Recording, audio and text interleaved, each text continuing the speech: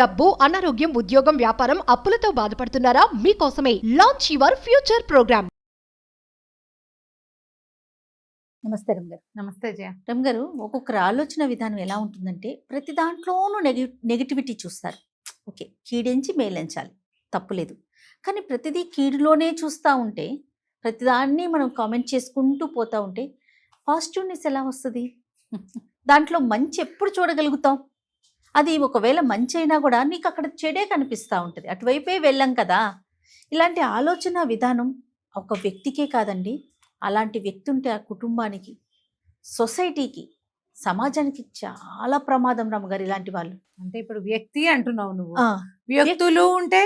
వ్యక్తులు ఉంటే అది అదే నిన్న ఒక వ్యక్తి వల్ల ఒక కుటుంబం కొన్ని కుటుంబాలు కలిస్తేనే కదా రమ్మగారు సమాజం ఏర్పడేది. ఇలాంటి వ్యక్తులంతా కలిస్తే దానికి తోడు మంచో చెడో ఇలాంటి నెగిటివ్ థాట్స్ ఉన్న వ్యక్తులు సోషల్ మీడియా ప్రభావం వల్ల బయటకు వచ్చేస్తా ఉన్నారు, వాళ్ళ భావాన్ని వ్యక్తపరిచేస్తున్నారు. ఏదో ఇంట్లో వరకు నెగిటివిటీ ఉందనుకున్నాం, వదిలేద్దాం, సమాజం వరకు ఉంది అంతవరకే తెలుస్తుంది, కానీ ప్రపంచానికి తెలిసిపోతుందే వాళ్ళ ఆలోచన విధానం. పాజిటివ్గా ఆలోచించే వాళ్ళు కూడా ఓహో మనం తప్పు చేస్తున్నామేమో, మనం కూడా ఇట్లానే ఆలోచించాలేమో, ఇది కూడా ఉందేమో అనే థాట్లోకి వెళ్ళిపోట్లా అలాగే ఉంటుంది. చాలా చూస్తున్నాం రమ్మగారు. ఈ నెగిటివిటీని ఎలా మూట కట్టేస్తున్నారంటే, నా మనసుకి ఏదనిపిస్తే అదే కరెక్ట్, ఆ అభిప్రాయాన్ని వ్యక్తపరచటం ఇప్పుడు అందరం చేస్తాం కదా, చేస్తున్నాం, కానీ దానికంటూ ఒక లిమిటేషన్ ఉండాలి కదా. నేను చెప్పే నా నెగిటివ్ కామెంట్ వల్ల, నెగిటివ్ అభిప్రాయం వల్ల సమాజానికి ఇబ్బంది కలగకూడదు కదా రమ్మగారు. ఇబ్బంది వస్తుందా రాదా అంటే అన్ని గుమ్మడికాయంత ముత్యాలే అవుతాయి జయ రేపొద్దున. ఇప్పుడు ఊరికే మనం సాధారణంగా ఏదో చెప్తాం, తల్లిదండ్రుల్ని బాగా చూసుకోవాలి, అమ్మా నాన్నని చూడాలి అని చెప్పామనుకో, చెప్పంగానే దానికి వెంటనే ఏమంటారు కొంతమందికి వస్తుంది ఐడియా, మీకు తెలుసా మా నాన్న దుర్మార్గుడు, మమ్మల్ని వదిలేశాడు, తండ్రి అంటేనే నాకు అసహ్యం వేసింది, తండ్రి అనే పదం అసహ్యకరమైన పదం అని ఎవడో ఒకతో పెడతారు. పెట్టంగానే అవును మా నాన్న కూడా అంతేనో ఒక 5-6 వస్తుంది. అయిందా? తల్లి అమ్మ త్యాగం చేస్తున్నావు అంటే ఏం కాదండి, మా అమ్మ ఎంత రాకాసో తెలుసా, మా అమ్మ మమ్మల్ని వదిలిపెట్టి వెళ్ళిపోయింది, మాకు టైమే ఇవ్వలేదు, మమ్మల్ని ఇచ్చేయలేదు, మేము 3 పిల్లలం అయితే 3వ పిల్లని నన్ను అనవసరంగా పుట్టించానని అనేది మా అమ్మ, నన్ను ఎంతో బాధ పెట్టేది, మా అమ్మ అలా చేసేది, మా అమ్మ ఇంతే, మా అమ్మ అంతే, అవును అమ్మలు ఇలాగే ఉంటారు అని ఒకటి. ఇది తల్లిదండ్రి ఎంత అసలు మన జీవితంలో చెప్తుంటే నాకు వినడానికి నిజంగా చాలా ఇబ్బంది కాదు, కానీ ఇవే తల్లిదండ్రుల మీద కామెంట్స్. అయిందా? అక్కడి నుంచి తోడు మనం ఇంకా అత్తగారిని చూసుకోవాలి అనగానే మా అత్త బ్రహ్మరాక్షసి, మా అత్త ఏం చేస్తుందో తెలుసా, మా ఆయనతో ఉండనివ్వలేదు. ఒకటి ఇంటికి ఆడపిల్లల్ని బాగా చూసుకోవాలి అనగానే ఆడపిల్లల్ని బాగా చూస్తే ఎలాగ ఆడపడిచి ఏం చేస్తుందో తెలుసా, మీకు ఆడపడిచి ఉంటే తెలిసేది అని ఒక బంద ట్రిగర్ అయిపోతారు జనం. ఇది వరకు ట్రిగర్ అయినా, మనకి మండినా, మనకి నచ్చకపోయినా పెద్దగా మాట్లాడడానికి కానీ భావ వ్యక్తీకరణకి కానీ అవకాశాలు ఇది వరకు లేవు. ఇప్పుడు అవకాశం దొరికింది మనకి. నువ్వు ఆడపిల్లల్ని చూసుకోవాలి అన్నా తప్పే, దానం ధర్మం చేయండి అన్నా తప్పే, పూజ బాగా చేసుకోండి అన్నా తప్పే, అంత చెయ్యక్కర్లేదు అన్నా తప్పే, ఈ రోజున ఇది మంచి రోజు అని చెప్పినా తప్పే, చెప్పకపోయినా తప్పే, భార్యాభర్తలు కలిసి ఉండండి కొట్టుకు చావకండి అని చెప్పినా తప్పే. ఎట్లా అయిపోతుందంటే పర్సనల్ గా మీకు ఆడపిల్లలు ఉన్నారా, కొన్ని మీకు మగ పిల్లలు ఉన్నారా, మీకు అత్త మామలు ఉన్నారా, దాన్ని అంటే పర్సనల్ గా మాట్లాడేస్తున్నారు. వాళ్ళు ఎవరో నాకు మెసెంజర్ లో ఒక అబ్బాయి పెట్టాడు జయ, అబ్బాయే, ఎందుకంటే ఫోటో మగపిల్లాడిదే ఉంది, నీకు పని పాఠాలు నీకు అని నాకు రాస్తున్నాడు, నీకు పని పాట లేదు, నీకేం పని లేదా ఇంట్లో, నీ మొగుడిని ఎవరు నా మొగుడు నీ మొగుడిని ఎవరు చూస్తారు? ఏమిటి నా మొగుడిని ఎవరైనా చూడాలా? మీరెవరు ఉద్యోగాలు చేయటల్లా? ఆడవాళ్ళు ఎవరు ఏం పని చేయటం లేదా? చేసుకోవద్దా? ఇప్పుడు నా మొగుడిని చూడటం అంటే నేనేం చేయాలి? నేనేం చెప్తున్నాను నీకు? నేనేం చెప్తాను? మెసెంజర్లో పెట్టాడు జయ, ప్రొఫైల్ లాక్ చేస్తుంది. మేము ఏమనుకుంటా అంటే అబ్బో ఇలాంటివి ఎన్ని కనపడుతున్నాయో నువ్వు అంటారు. నువ్వు ఏమిటో వాడు నా బొడ్డుకోసి పేరు పెట్టాడు, వాడెవడో, నువ్వే నన్నేం చేయమంటావు? నువ్వు నీకేం కావాలి? నీకేం నచ్చలేదు? నేను చెప్పేది నీకు నచ్చలేదు అనగానే వెంటనే వాళ్ళ క్యారెక్టర్ అసాసినేషన్ జరిగిపోతుంది. అంతే, వీళ్ళు సరైన వాళ్ళు కాదు, ఈవిడ ఇల్లు వాకిలి వదిలేసింది, వీళ్ళిద్దరికి పని పాట లేకుండా కూర్చొని మాట్లాడతారు, ఈ సంగతి కూడా మాకు చెప్పాలా, ఇది మాకు తెలీదా? తెలియని వాళ్ళు వేల లక్షల్లో ఉన్నారు. నీకు తెలిస్తే నువ్వు ఇది మానేసి ఇంకోటి చూడొచ్చు. చూడు నీకు కానీ ఆప్షన్ నీ ఉంది కదా. లోపల ఉన్న అసహనాన్ని బయట పెట్టడం అనేది ఇప్పుడు అవకాశం లభించింది. ఇది తప్పంటలేదమ్మా, తప్పు కాదు. నీకు అవకాశం లభించింది కాబట్టి నువ్వు పదే పదే నీకు నచ్చని ప్రతి వాక్యాన్ని రాస్తూ చెప్తూ వెళ్తే నువ్వు అదే చేస్తావు, నువ్వు అదిగా అయిపోతావు. నువ్వు అదే ఎప్పుడు నెగిటివిటీయే ఉంటుంది. నీ బతుక్కి పాజిటివిటీ ఏది మీ బతుకులకి పాజిటివిటీ ఎక్కడి నుంచి వస్తుంది? నేను 100 విషయాలు పనికిరావని చెప్తా, కానీ పనికొచ్చే విషయాలు 1,00,000 చెప్తాను. 1,00,000 విషయాలు మంచివి చెప్పి 100 ఇవి సరైనవి కాదు అని చెప్తా. ఈ 100 నావిగా మీరు మాట్లాడి నేను చెప్పిన 1,00,000 మీరు వాడుకుంటున్నారు. నీకు అర్థమవుతుందా? సోషల్ మీడియాలో ఇప్పుడు నేను కథలు చెప్తా, కబుర్లు చెప్తా, మంచి విషయాలు చెప్తా, వంటలు చెప్తా, పిల్లల పెంపకం, పెద్దవాళ్ళని చూసుకోవడం, చిన్న పొన్న ఆరోగ్య చిట్కాలు, కొన్ని మంచి విషయాలు, ఆధ్యాత్మికమైన విషయాలు, భగవదారాధన, భగవంతుని దగ్గర చేరటానికి ఏ మార్గం అవలంబించవచ్చు, సులువైన మార్గం నేను నా అనుభవంతో నేను నీకు చెప్తా. మీరెవరు అవి వాడుకోవట్లేదా? వాడుకుంటున్నారా లేదా? ఇవన్నీ వాడుకుంటారు. పండక్కి ఏం చెయ్యాలి అనేది నేను కాకపోతే నేను ఒక్కదాన్ని కాదు, నాలాగా చెప్పేవాళ్ళు ఎంతమందో అమ్మలు, అక్కయ్యలు, పెద్దన్నయ్యలు ఉన్నారా? వీళ్ళందరివి మీకు ఉపయోగపడేవన్నీ వాడుకుని ఏదైనా ఒకటి మీకు నచ్చకపోతే, అది మీకు నచ్చకపోతే అందరికీ కాదు ఎవరో ఒకళ్ళకి, ఎస్ మీకు ఒక లోపల మీరు ట్రిగర్ అయితే మీకు నొప్పెట్టింది అనుకో, మీకు నచ్చలేదనుకో, మీరు ఏ పని చేయకూడదని వీళ్ళు చెప్తున్నారో అది మీరు చేస్తున్నారనుకో, మీకు ఒళ్ళు మండిపోతుంది. మీకు నచ్చదు. ఇది నచ్చక నాకు మీరు ఇలాగే మాట్లాడతారు. మీకు తెలుసా మీకు కొడుకులు ఉన్నారు, మీ పిల్లల పెళ్ళి, నువ్వు అత్తారింట్లో కాపురం నేను అత్తారింటి, నా వయసు ఎంత, నా అత్తారింటి కాపురం సంగతి అసలు నీకు అవసరం ఉందా? లేదు. అయినా సరే అది ఇది ఎందుకు వచ్చింది? నేను కాకపోతే ఎవరైనా సరే ఏది చేయకూడదని మీకు చెప్తున్నారో అది మీరు చేస్తున్నారు కాబట్టి మీకు నొప్పిగా ఉంటుంది. వెంటనే ఒకటి రాస్తారు. పోనీ అలాగని ఈ పర్టికులర్ పర్సన్ని ఎవరిని మీదైతే మీరు నెగిటివ్ కామెంట్ పెట్టారో వాళ్ళని మీరు ఏమైనా చూడడం మానేస్తారా? మానరు. వాళ్ళని వాడడం మానరు. వాళ్ళు చెప్పే మంచి విషయాలు కావాలి మీకు. ఎలా ఉన్నారు? ఇలాగే ఉంది జయ. ఇప్పుడు ప్రపంచం ఇట్లా అయ్యింది, ఇది ప్రపంచపు రీతిగా ఉంది. కానీ నీకు ప్రమాదం. ఇప్పుడు పెద్దవారు ప్రాతస్మరణీయులు ఒక వాక్యం చెప్పాలి. చాగంటి కోటేశ్వరరావు గారు దాదాపుగా ఒక 20 సంవత్సరాలుగా మనం టీవీలలో, సోషల్ మీడియాలో చాగంటి వారి స్వరం వినపడని రోజు పూట ఉదయం లేదు అసలు మన జీవితాల్లో. అవునా కాదా? అవును.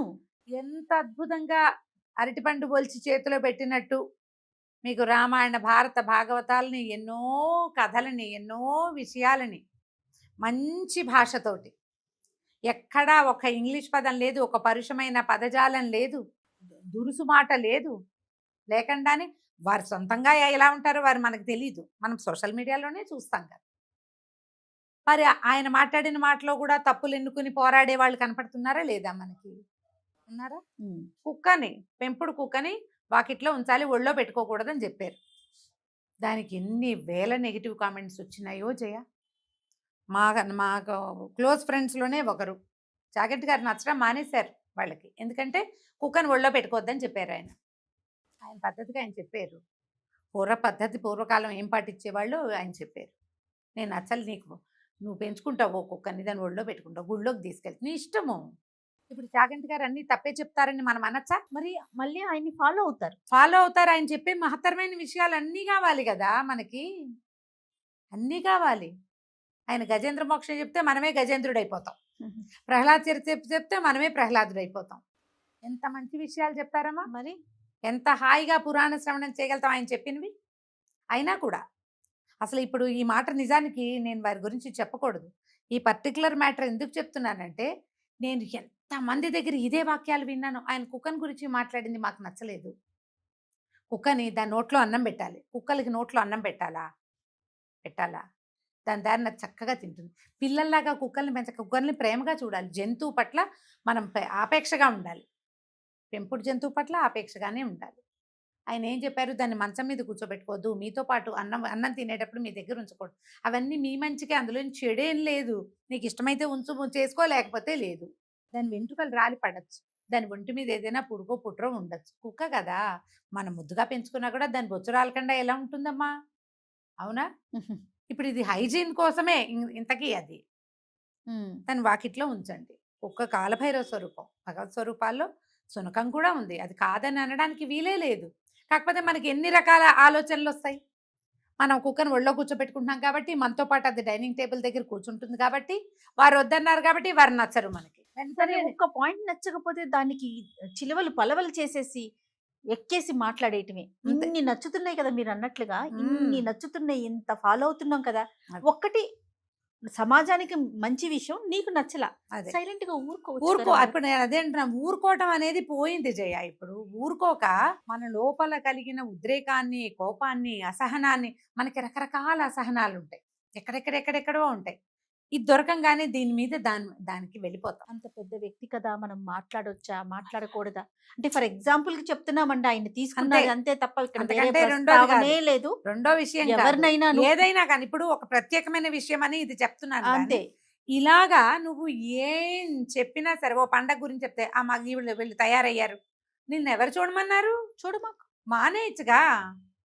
వీళ్ళు తయారయ్యారంట, ఇది ఒక పాయింట్ వస్తూ ఉంటుంది. నేనేమనుకుంటానంటే, సరే ఒక్కొక్కళ్ళకి ఒక్కో రకం ఉంటుంది, నీకు వద్దు పోనీ మాని. కావాల్సిన వాళ్ళు చాలా మంది ఉంటారు రమ్మగారు. ఉన్నారు కదా, నీకు నేను కావాల్సిన వాళ్ళు, లేదా ఎవరో ఒకళ్ళు చెప్పాలి అనుకునే వాళ్ళు బోల్డ్ అంత మంది ఉంటారు. దాని మీద పోనీ నేను అదే అనుకుంటా, ఈ మాట్లాడే వాళ్ళల్లో ఎవరు చూడని వాళ్ళు ఎవరు ఉండరు, అందరూ చూస్తారు. అందరికీ కాలక్షేపం కావాలి, అందరూ ఏదో ఒక విషయం తెలుసుకోవాలి. ప్రతి వాళ్ళకి ప్రశ్నలు ఉంటాయి. ఆ సమాధానాన్ని మనం మనుషుల్లో వెతకటం మానేసాం కదా, ఎప్పుడూ మనం సోషల్ మీడియాలోనే వెతుకుతాం. 100 రకాల సమాధానాలు లభిస్తాయి. కొన్ని నీకు నచ్చుతాయి, కొన్ని నీకు నచ్చవు, కొన్నిటికి నీకు ఒళ్ళు మండిపోతుంది, కొన్ని సమాధానాలకి నీకు అరికాలి మంట నెత్తికెక్కుతుంది. అప్పుడు నువ్వు నీ లోపల ఉన్న చేదుని, అసహనాన్ని, కోపాన్ని బయట పెడతావు. ఈ అసహనాన్ని బయటపెట్టే విధానం ఉందే, ఇది చాలా పెద్ద సమస్యగా పరిణమించబోతోంది. వారి ఆరోగ్యానికే ముప్పు కదా రమ్మగారు. 100% మీ పర్సనాలిటీ మారిపోతోంది. మీరు అది తెలుసుకోండి. ఇప్పుడు ఏదో ఒక పర్టికులర్ మ్యాటర్, ఒక విషయం మీకు నచ్చలేదు, మీకు అర్థం కాలేదు, లేదా వాళ్ళు చెప్పింది ఏదో మీకు తెలియదు, నచ్చలేదు, వాళ్ళు చెప్పేవేవి మీకు నచ్చట్లా, వాళ్ళని తీసి పారేయచ్చు మన లిస్టులో ఇంచి. మనం నోరు పారేసుకోకుండా వాళ్ళే తీసవతలు పారేయచ్చుగా, ఈజీగా ఉండదు? సూపర్. చక్కగా ఉంటుంది. మీరు మనుషులతోటి మామూలుగా కూడా ఊరికే ట్రిగర్ అవుతాను జయ, పక్కింటి వాళ్ళతో పోరాటం. ఇప్పుడు సోషల్ మీడియా గురించి వదిలేద్దాం దాన్ని. ఇది ఇప్పుడు మన తరఫుదారి చేసుకున్నట్టు ఉంటుంది. అసలు కాదు రమ్మగారు. ఇది కాదు అసలు. రోడ్డు మీద ఎదురుగుండా వాళ్ళు, మన ఎదురు బదురు ఇల్లు, మనం ఏదో వాళ్ళని చెత్తపుట్ట పెట్టద్దానో, అది పెట్టద్దానో, ఇది చెప్పులు పెట్టద్దు, వాళ్ళు చెప్పులు పెట్టంగానే చెప్పులు తన్నేసి తగాదాకి ఉరకటం, ఇలాంటిది ఒకటి. మనం ఒక పద్ధతి ప్రకారం ఉంటాం, వాళ్ళది ఒక పద్ధతి. ఇప్పుడు 2 వేరు విధానాల మనుషులు ఉండటమే ప్రపంచం. మన అసహనాన్ని చూపించటం, పోరాటానికి దిగటం, గొడవకి, ఆ తర్వాత పోలీస్ స్టేషన్కి కారాడి అనవసరం కదా. ఒట్టి పుణ్యానికి వాళ్ళ దారిని వాళ్ళు వెళ్తుంటే ఏదో గుడ్డకాల్చి మీద వేసినట్టు అక్కర్లేని మాటలన్నీ మాట్లాడటం, దాని మీద గొడవలు. మనస్తాపం కాదా అమ్మా ఇదంతా?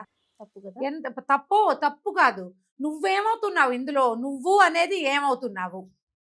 నువ్వు ఎంతసేపు పోరాటానికి దిగుతావు, ప్రశ్నిస్తావు, ఏదైనా కొత్తగా ఇంకోటి చేయాలని చూస్తావు. ఈ సందట్లో మనం ఏం చేస్తాము, వీళ్ళ గురించి ప్రచారం చేస్తాం, అక్కర్లేని మాటలు. అవునో కాదో తెలియదు మనకి, ఏదో ఒక ఊహ ఉంటుంది, కనపడితే ఎందుకు మనకి. ఈలోపు ఎంత టైం వేస్ట్ టైం వేస్ట్, నీలో నెగిటివిటీ పేరుకుంటూ ఉంటుంది. అవన్నీ అనారోగ్యాలుగా పరిణమిస్తాయి. ఇప్పుడు మనకి సమాజం బహు చిన్నదిగా ఉంది కదా. ఈ తీవ్రమైన నెగిటివ్ థాట్స్ నుంచి బయటికి వచ్చేయండి. మొదట చక్కగా ప్రాణాయామం చేసుకోండి, రోజు కాసేపు నడవండి. అప్పుడప్పుడు మనకు ఉద్రేకం, ఒళ్ళు మంట వస్తాయమ్మా, మనుషులం కాదా మనం? చిరాకు వచ్చేస్తుంది అవతల వాళ్ళని చూస్తే. ఇప్పుడు దాని నుంచి తప్పించుకోవాలి కానీ పోరాడి పోషించి మీలోనే ఈ మంటని పెంచుకొని లేనిపోని ఎసిడిటీ ఎందుకు వచ్చిన గోలా? అసలు నువ్వు ఫేస్బుక్ చూడు జయ, ఎవరేం పెట్టినా దాని మీద 100 నెగిటివ్ కామెంట్లు ఉంటాయి. కాదు రమ్మగారు, నేను బూతులు, అక్కర్లేని మాటలు, అనవసరమైన మాటలు. అప్పుడప్పుడు అనుకుంటాను, ఇప్పుడు ఇలా నెగిటివ్ కామెంట్ పెడతారు కదా, దాంతో వాళ్ళు రిలాక్స్ అయిపోతారా? పెట్టిన పర్సన్ ఒక విషయం నచ్చిందో నచ్చలేదు, ఎవరినైనా అడగాలి, మీరు మీరు తయారయ్యారనే పెడుతున్నారు అనుకుందాం. ఆ. ఏదో ఒక పండగ గురించి మనం మాట్లాడుతున్నాం. ఈవిడ అడుగుతోంది, ఆవిడ చెప్తోందని ఏదో కామెంట్ పెట్టారు. ఆ. దాంతో ఇంకా వాళ్ళు మనసులోంచి తీసేస్తారా? అయిపోతుందా ఆ సమస్య అక్కడితో వాళ్ళకి? ఏముండదు మళ్ళీ ఇంకోటి కావాలి.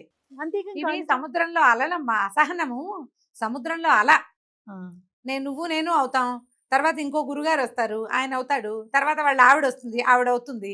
పిల్లలు కనపడతారు, వాళ్ళు అవుతారు. అత్తగారు వస్తుంది, ఆవిడ అవుతుంది. కొలీగ్ వస్తాడు, వాళ్ళు అవుతారు. అలా వెళ్తూనే అలా ఉంటుంది. ఈ అసహనం అనేది సముద్రంలో అలలు. ఒకళ్ళ దగ్గర అనేస్తే తీరిపోదమ్మా అది. ఇక అంటూ ఉండటమే, వస్తూనే ఉంటాయి. అంతేలేండి. లేకపోతే ఒక చిన్న విషయానికి ఓర్వలేక 10 మందికి తెలిసేలాగా ఒక కామెంట్ పెట్టేస్తున్నారంటే వారి గుణం ఏ విధంగా ఉంటుందో అర్థం ఇప్పుడు చేసుకోవచ్చు. మీకు అర్థం కాలేదు, నచ్చలేదు, నెగిటివ్ కామెంట్ పెట్టాక మళ్ళీ వాళ్ళని చూడకుండా ఉంటున్నారా, ఉండట్లేదా మీరు? అది నా ప్రశ్న. లేదు, ఎదురు బదురు గొడవలైని ఇష్యూ వచ్చింది, వదిలేసేయండి పట్టి పల్లార్చాలి దాన్ని. అంతే. మనుషుల స్వభావాలు ఇలా ఉంటాయి. మరి దీనివల్ల ఏమవుతుందంటే మనము సంతోషాన్ని వెతకకుండా ఎప్పుడు పోరాటాన్ని వెతుకుతూ ఉంటాం. ఈ పోరాటాల్లోనే మీకు సంతోషం వస్తుంటే ఇక చేయగలిగేది అసలు ఏం లేదు. చేయగలిగేది ఇది పోరాటము, నెగిటివిటీ, అసహనాన్ని, అయిష్టాన్ని తెలియచేస్తూ ఉండటము, నువ్వు నాకు నచ్చలేదని చెప్తూ ఉండటము. ఇది ఒక దెబ్బతో, ఒక విషయంతో ఆగదు. మళ్ళీ రెండో విషయం రాగానే మళ్ళీ స్టార్ట్. మొదలైతుంది. రెండో మనిషి రాగానే మళ్ళీ మొదలు. విషయాలు వెళ్తూనే ఉంటాయి. వాటికి ఏముంది? ఆ. ఇందులో నలిగేది ఎవరు? మీ సొంత గది కాదా? మీరు ఎప్పుడు కాదా? చెప్తారు చూడండి, ఏ కట్టెకి నిప్పుంటే ఆ అదే కట్టే కాలుతుంది. ఎక్కువ నెగిటివిటీని పెంచి పోషించద్దు. ఎవరు కనపడినా ఏదో బూతులాడేసి మీ లోపల దరిద్రాలన్నింటినీ బయట పెట్టుకోకండి. భగవంతుడు మనకి చర్మాన్ని ఇచ్చింది ఎందుకంటే మన లోపల పరమాశయకరమైన పదార్థాలు చాలా ఉంటాయి మంచి వాటితో పాటు. దాన్ని కవర్ చేసుకోవడానికే చర్మాన్ని ఇచ్చాడు. లేకపోతే అమ్మ మన లోపల ఉన్నవన్నీ బయటకు కనపడవాజయ్య, మరి అంతే కదా. కనిపిస్తాయి కదా. అందుకని ఏం చేశాడు, శరీరాన్ని శిరస్సు నుంచి సిరిపాదం వరకు చక్కటి చర్మంతో కవర్ చేసి లోపల పరిగెడుతున్న రక్తమాంసాలతో పాటుగా ఉన్నటువంటి చీము, రకరకాల పదార్థాలు మనం లోపలికి వేసేవి, బయటికి వదిలేవి, వీటన్నిటిని కవర్ చేయటానికేనమ్మా చర్మం పెట్టింది. అవి వాటిని, ఆ లోపల ఉన్న వాటిని సంస్కారం అనే ముసుగుతోటి అట్టపెట్టాలి. లోపల సంస్కారం కావాలి. అది ఉంటే మనం ఈ నెగిటివిటీలో వస్తాయి, ఉద్రేకం వస్తుంది. నచ్చకపోతే విడిచిపెట్టడం తెలుసుకోండి. ఎస్, వదిలిపెట్టేయండి. వదిలిపెట్టేసేయండి. వదిలిపెడితే మీకు సుఖం ఏంటంటే ఒక్కసారి వొమిట్ చేసేస్తే మీరు ప్రశాంతంగా ఉంటారు. ఎస్, ఇలా మీ చేదుని, మీ లోపల ఉన్న దరిద్రాన్ని ప్రపంచం మీద పంచటం మొదలు పెట్టారంటే ఇక దానికి హద్దు లేదు. ఎప్పుడు ఎవరో ఒకళ్ళు దానికి బాధితులుగానే ఉంటారు. కొన్నాళ్ళకి మీరు ఆ బాధించకుండా ఉండలేని లిస్టులోకి వస్తారు. మీరు బాధితులే దానికి. మీరు ఎవరిని అంటున్నారో వాళ్ళే బాధితులు కాదు, అనకుండా ఉండలేని బాధ వస్తోంది మీకు. ఆలోచించండి.